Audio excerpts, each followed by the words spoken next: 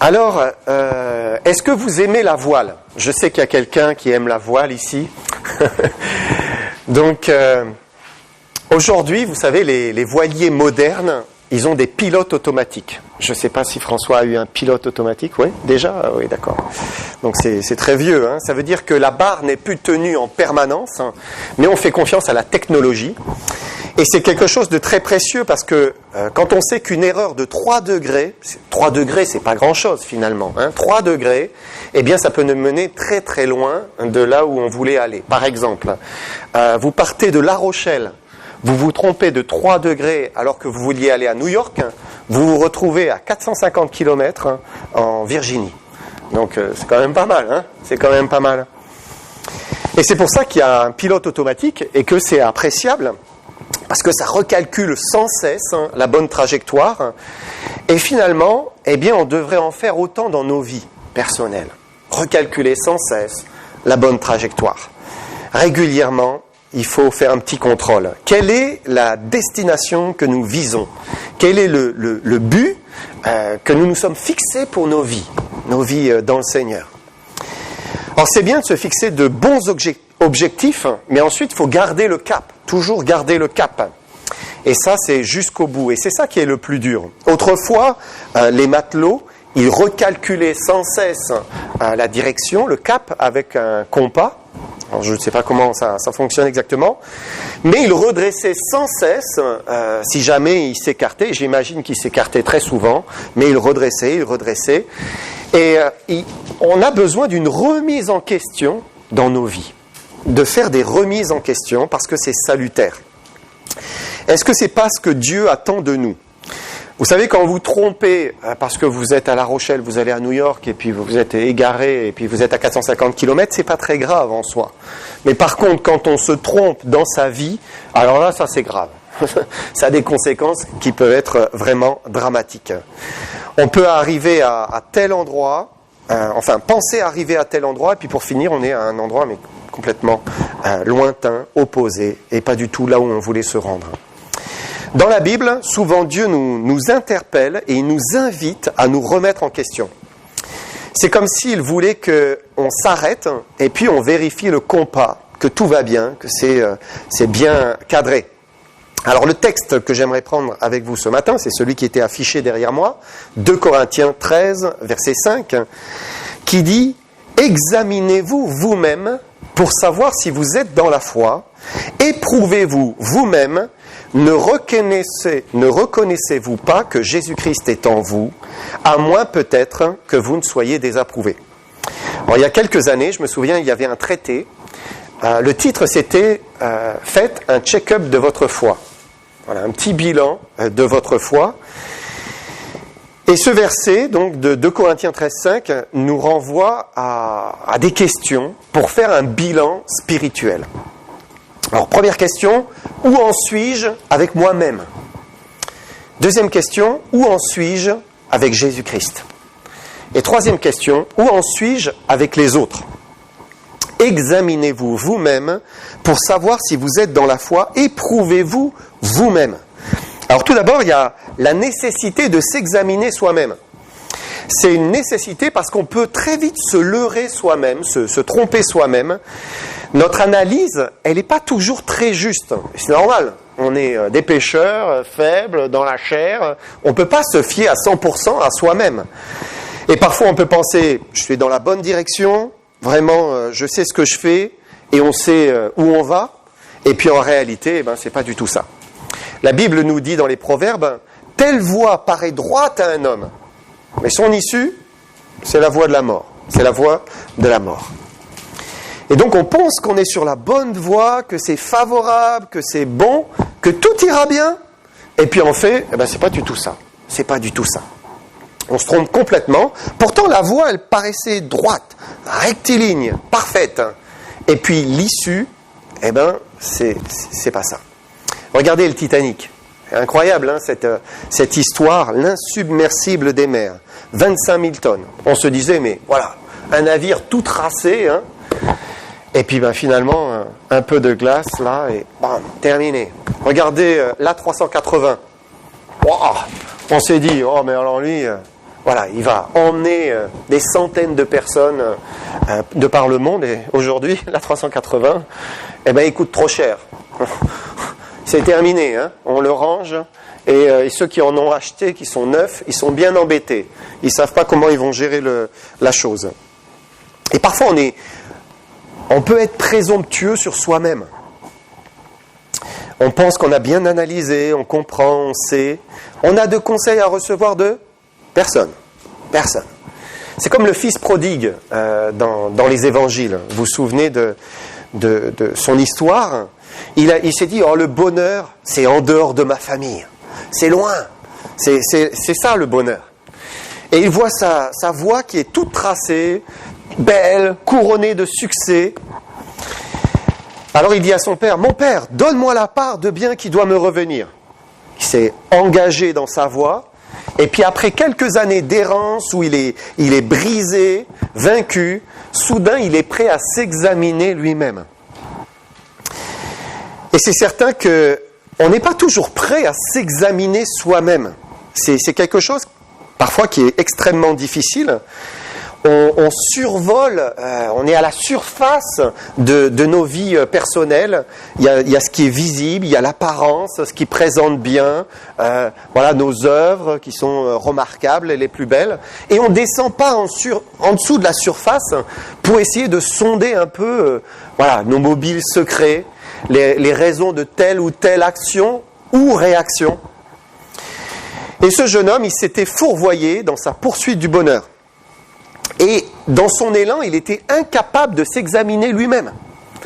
Jusqu'à ce qu'il passe dans la cour aux cochons, dans la disette, dans l'épreuve. Et là, dans la misère, soudain, Luc 15, verset 7, il est rentré en lui-même. Là, ça y est, il s'arrête. Et puis il commence à aller voir un peu ce qui se passe en lui. Et il fallait qu'il vive tout ça pour que finalement il réagisse. Et qu'il accepte de rentrer en lui-même. Alors il s'examine, et puis il en tire des conclusions. Et c'est quelque chose qui l'a sauvé de son aveuglement et de sa folie. Et parfois Dieu nous laisse, il nous laisse aller dans nos propres voies, pour que, eh bien, il nous amène finalement à réagir, à s'examiner soi-même. Et c'est important d'être toujours prêt à se remettre en question et se demander, est-ce que vraiment je suis en train de faire les bons choix? La Bible dit, examinez-vous vous-même.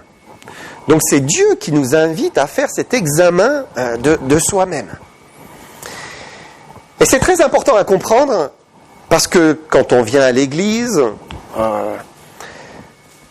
on peut être tenté d'examiner le prédicateur, d'examiner la prédication, d'examiner la parole de Dieu, d'examiner l'assistance, d'examiner les frères et sœurs, d'examiner le bâtiment.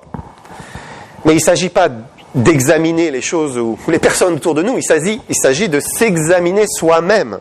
Dieu nous dit, mais examine-toi toi-même. Et l'examen de soi-même, c'est pas réservé à une personne en particulier, parce que parfois on s'exclut de l'examen. On se dit, ah ben ça c'est pas pour moi ça c'est pas pour moi. Ça c'est pour les personnes qui sont pas sauvées. Ça c'est pour les personnes qui ont déjà 20, 30 ans de vie chrétienne. Moi je suis un jeune chrétien. Ou, moi maintenant, je sais tout ça. Ça c'est pour les jeunes chrétiens. Et finalement on s'exclut et on passe à côté. On passe à côté. La parole de Dieu, elle nous invite à des remises en question pour que cela engendre des changements. Il faut qu'il y ait des changements. Dieu nous appelle à changer. C'est pour ça qu'il nous a donné sa parole. Est-ce que vous êtes en train de changer petit à petit? Si vous vous retournez en arrière, vous pouvez dire, mais oui, il y a eu un changement dans ma vie, je vois des changements. Ou bien est-ce que vous êtes toujours le même, toujours la même, depuis des années, des années, des années? Regardez un exemple dans 1 Corinthiens 11, verset 28, où, vous vous souvenez, c'est la scène, donc le repas du Seigneur, où l'apôtre Paul dit que chacun donc s'éprouve soi-même et qu'ainsi ils mangent du pain et boivent de la coupe. Et ce que Paul dit, c'est que juste avant de prendre le pain et le vin, eh bien, il convient de s'examiner, de s'éprouver soi-même. Et c'est très important. Paul explique même que certains sont morts, certains sont tombés malades. Pourquoi ? Parce qu'ils n'avaient pas l'habitude de s'examiner eux-mêmes. Et puis, ils se permettaient de prendre le pain, le vin avec négligence, désinvolture, irrespect. Alors notre texte dit « Examinez-vous vous-même pour savoir si vous êtes dans la foi. Éprouvez-vous vous-même. » Alors il y a deux termes, s'examiner soi-même et puis s'éprouver soi-même. Et c'est comme s'il y a comme un degré différent entre ces deux termes. D'abord, on s'examine soi-même. C'est comme lorsque vous êtes sur le point d'acheter une voiture d'occasion. Quand vous allez voir cette voiture, eh bien vous commencez à tourner autour et vous l'examinez minutieusement. Vous n'avez pas envie de vous tromper, hein. Surtout si vous mettez toute votre tirelire, hein. Vous avez cassé la tirelire, ou vous êtes même en train de faire un crédit pour l'acheter, vous n'avez certainement pas envie de vous tromper. Alors, eh bien, tout y passe, hein. L'extérieur, la carrosserie, les pneus, vous savez, les petits coups dans les pneus habituels, qui ne sert à rien, mais qui est amusant. Les feux, les essuie-glaces, hein. Est-ce que tout est OK ? On vous ouvre le capot, vous jetez un œil, même si vous n'y comprenez rien. Mais voilà, on jette un œil si ça a l'air en place. Et puis ensuite, à l'intérieur, voilà, le volant, les sièges, tableau de bord, le sol. S'il y a des factures, on examine les factures, on jette un œil. Voilà, c'est un examen complet de ce qui est devant vous. Mais ensuite, après l'examen, il faut éprouver la voiture. Et vous dites, bon, j'aimerais l'essayer. Parce qu'il faut aussi entendre le moteur, essayer la boîte de vitesse, regarder la direction, les freins. Est-ce que vraiment, eh bien, tout fonctionne correctement ? Et il y a plein de voitures, vous tournez autour, vous faites un examen, ça va. Mais quand vous montez dedans et vous commencez à rouler, alors là, vous êtes inquiet parce que vous entendez un cliquetis ou quelque chose, et ça passe pas l'épreuve. Eh bien, c'est un peu la même chose pour la vie d'un homme ou d'une femme, hein. Il faut d'abord s'examiner soi-même sur ce que nous sommes, sur ce que nous laissons paraître. On examine sa voie. On cherche devant le Seigneur s'il y a un problème, une mauvaise direction que nous avons prise. Mais le réel test, il se réalise dans l'épreuve. Quand, eh bien, en fait, notre vie est éprouvée. Alors là, ça c'est le test. Par exemple, beaucoup de personnes sont religieuses, ou elles laissent paraître qu'elles le sont. Elles ont l'extérieur de la piété. Donc au premier abord, des hommes, des femmes de foi, tout va bien. Et à l'examen de soi-même, c'est ce qui en ressort. De l'extérieur, ça va. Et puis après, vient l'épreuve, le moment où il faut s'éprouver soi-même, pour voir si la piété, elle est juste un vernis, ou elle est réelle. Elle est profonde, elle est intérieure. Et vous savez, c'est dans la vie de tous les jours que l'on est éprouvé. Par exemple, c'est dans la vie de couple. Alors là, on voit la réalité.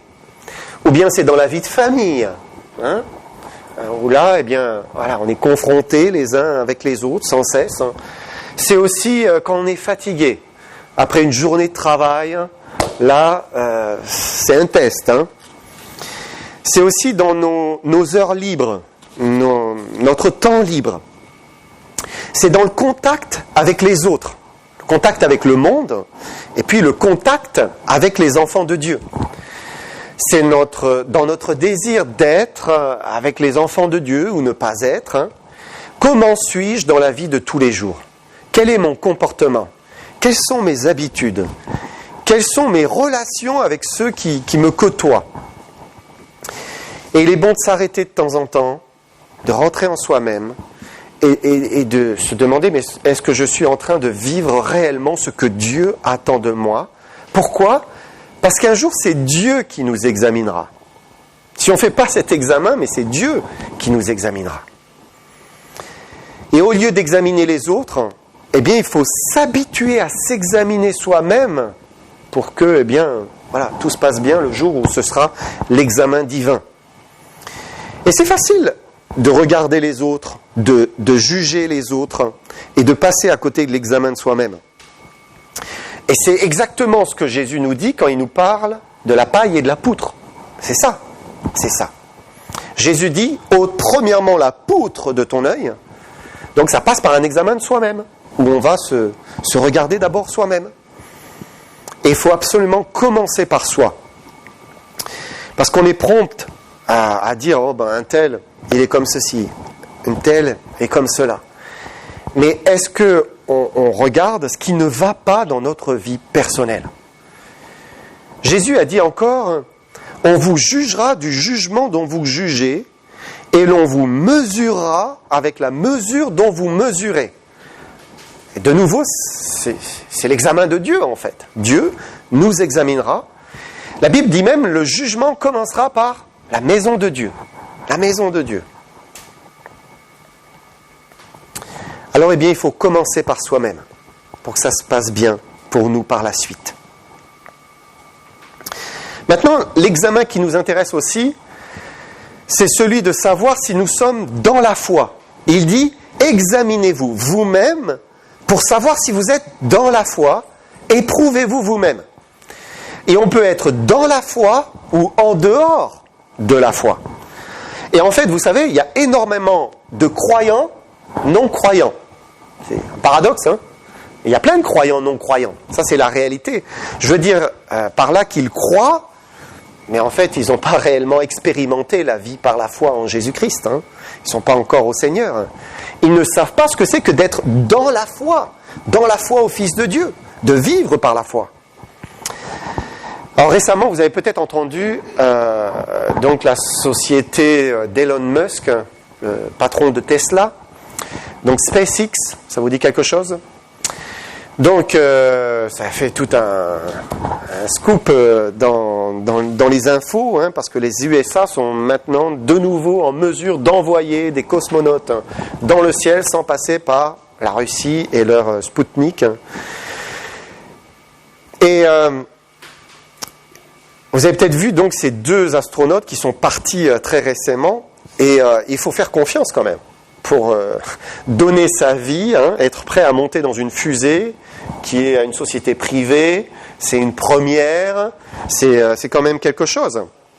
Parce que c'est une chose que de regarder le lanceur avec la fusée et de dire oui, je crois que ça peut aller dans l'espace. Ça c'est une fois, hein, oui, mais c'est une autre fois que de dire je vais monter dedans et elle va m'envoyer dans l'espace. D'autant que SpaceX, quelques jours avant, a fait exploser une de ses fusées. Hein. Donc juste après, oui, j'ai foi.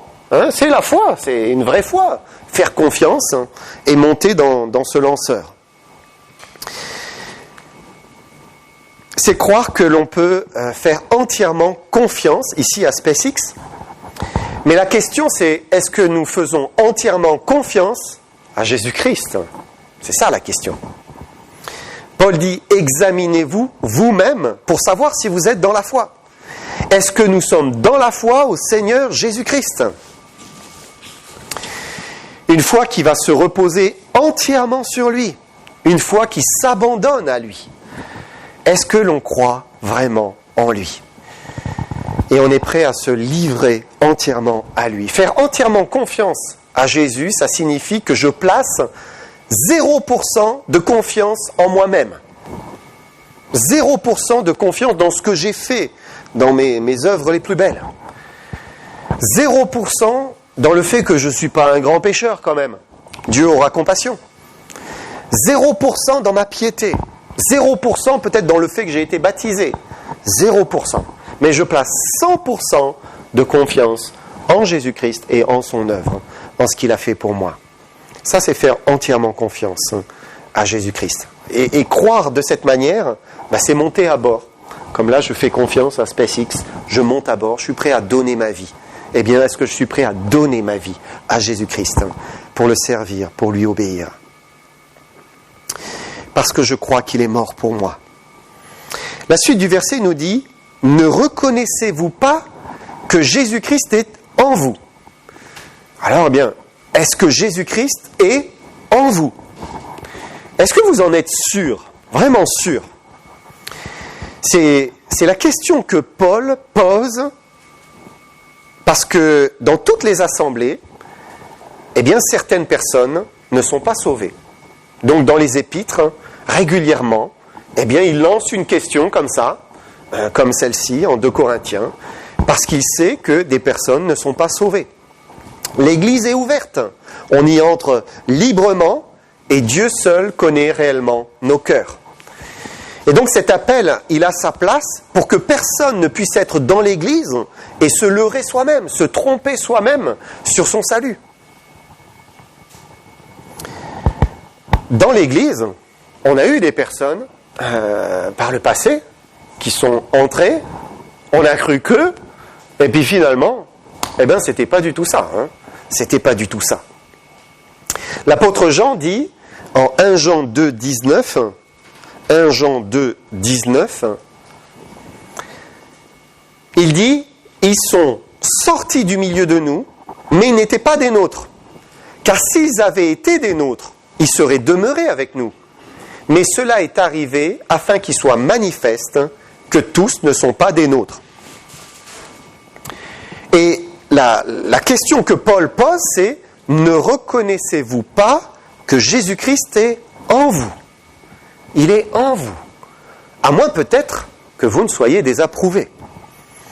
Et il y a des attitudes, des comportements qui engendrent la désapprobation. Et on peut dire qu'ils tracent finalement la réalité de la foi. En fait, c'est dans notre relation beaucoup avec les autres aussi, on voit la réalité de la foi. Où en suis-je avec les autres? Parce que c'est facile d'être chrétien tout seul dans son coin. Il y a plein de chrétiens aujourd'hui, ils restent en dehors de l'Église. Peut-être parce qu'ils ont été déçus par l'Église. Oui. Peut-être qu'ils ont été déçus par un responsable d'Église ou des responsables. Et puis c'est fini. Ils veulent rester en dehors de l'Église. Mais ça c'est facile, hein? C'est facile. Moi j'aime tout le monde, chez moi. Où en suis-je avec les autres? C'est beaucoup plus difficile de manifester sa foi en Jésus-Christ au milieu des autres, avec les autres. C'est là où on est éprouvé dans la foi, d'une manière quotidienne, avec mes frères et sœurs, dans une assemblée.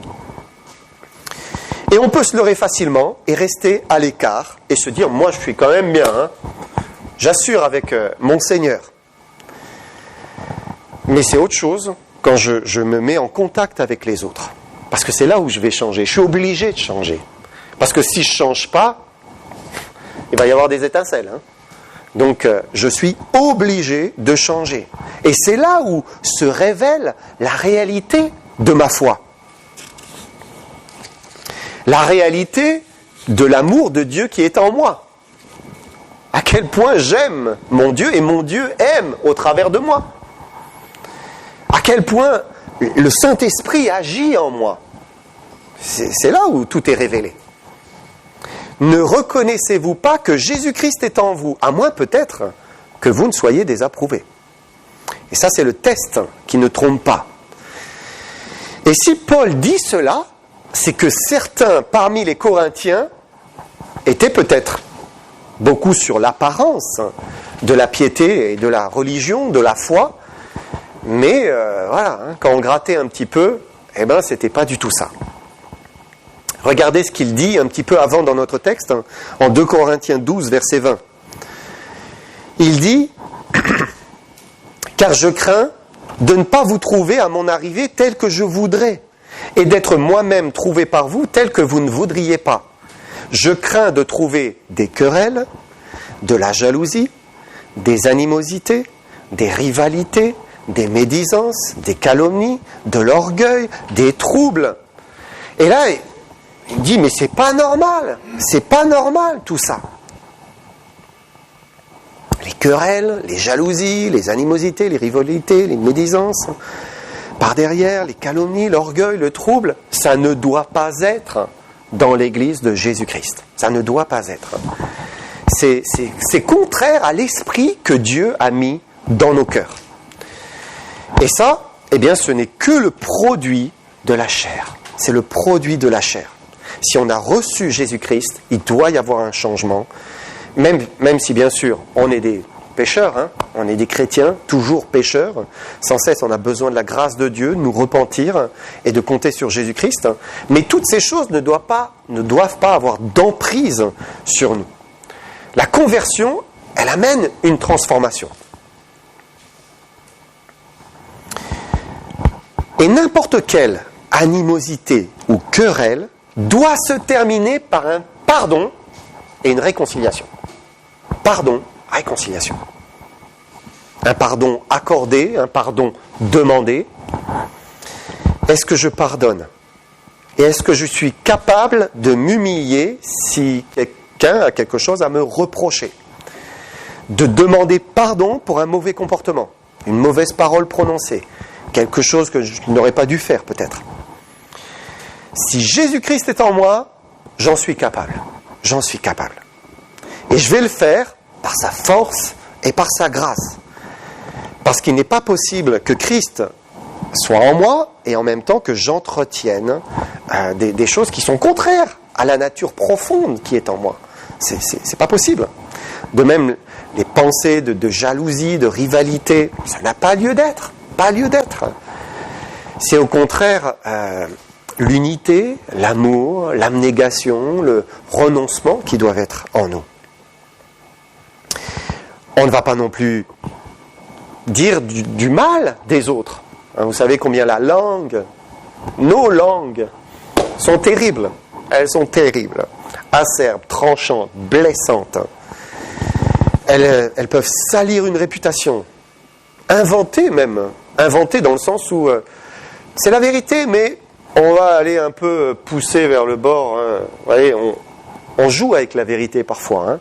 C'est terrible, c'est terrible. On grossit. Hein. Il y a des mots tout le temps, toujours, jamais. Alors que c'est pas vrai. C'est pas toujours, c'est pas tout le temps, c'est pas jamais. Non, il faut être plus mesuré dans ces paroles. Mais avec des mots comme ça, eh ben on déforme la vérité et on finit par dire des choses qui sont contraires à la vérité. Ça ne reflète pas l'esprit de Jésus-Christ. Et puis Paul craignait l'orgueil des Corinthiens. Parce que l'orgueil, c'est ce qui empêche d'aimer, c'est ce qui empêche de pardonner, d'écouter, de demander pardon, de s'humilier. L'orgueil nous élève au-dessus des autres et nous empêche de nous abaisser. Et on sait que la chair, elle est capable des pires choses. La chair, elle est méchante. En nous, il y a une capacité de méchanceté qui est terrible, terrible. Si ce n'est pas contrôlé par Jésus-Christ, alors on devient un danger. Mais si Christ habite en nous, si son esprit est en nous, alors eh bien, le chrétien est une personne qui se repent. C'est la caractéristique du chrétien, la capacité à demander pardon, à se repentir, à se remettre en question. Tandis que celui qui n'a pas l'esprit de Christ, lui, il ne change pas. Il ne faut pas compter qu'il change. Il ne faut pas compter qu'il demande pardon. Il ne faut rien attendre. Son attitude, voilà, c'est « moi je suis irréprochable, j'ai rien à me reprocher ». Alors Paul dit, ne reconnaissez-vous pas que Jésus-Christ est en vous, à moins peut-être que vous ne soyez désapprouvé.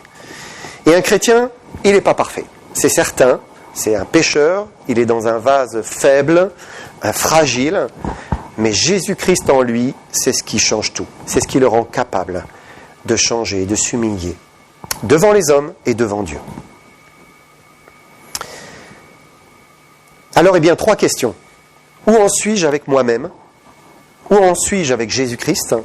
Où en suis-je avec les autres ? Ça, c'est l'examen de ma foi et c'est le révélateur. Il y a un homme, créateur d'une grande série américaine, de télévision, qui n'a jamais eu le courage de changer de cap. Et il l'a dit clairement. Il s'appelle Lord Kenneth Clark. Donc il a vécu en dehors de la foi en Jésus-Christ, mais dans son autobiographie, il explique qu'un jour il est rentré dans une église, il a écouté la prédication, et là, eh bien, vous savez ce que c'est quand la parole de Dieu dit « il a goûté au Saint-Esprit ». Eh bien c'est ça, il a goûté au Saint-Esprit, dans Hébreux 6. c'est qu'il dit « Mon être entier était irradié par une joie céleste plus forte que tout ce que j'ai pu connaître auparavant. » Le Saint-Esprit était sur lui. C'est vraiment goûté. Mais il a eu un problème devant ce choix qui était devant lui. Il savait que s'il prenait la décision de croire de tout son cœur, eh bien il devrait changer. Plein de choses devraient changer dans sa vie. Et il s'est dit, mais voilà, qu'est-ce que les autres vont penser? Qu'est-ce que ma famille va penser? Et puis peut-être ma joie, là, elle va se transformer en illusion après. Alors il a écrit, « J'étais trop profondément enfoncé dans le monde pour changer de cap. » Voilà, il a tout dit. Il a tout dit.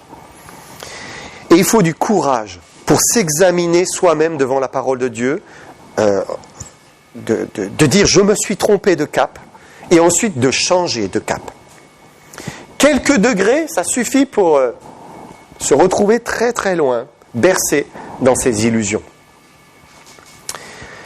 C'est pas ce que Dieu a prévu pour nous, qui sommes des bien-aimés de Jésus-Christ. Un chrétien, c'est quelqu'un qui a changé de cap une première fois lors de la conversion. C'est un changement de cap, hein, un demi-tour. Et donc, il est capable ensuite de recommencer. Si jamais, eh bien, de son demi-tour, il a fait ça, il est capable de revenir, hein, de demander de nouveau pardon. Et constamment, durant toute notre vie, c'est nécessaire. S'examiner soi-même pour vraiment, eh bien, garder le cap, être toujours prêt à changer, à redresser. Voilà, que le Seigneur vous bénisse.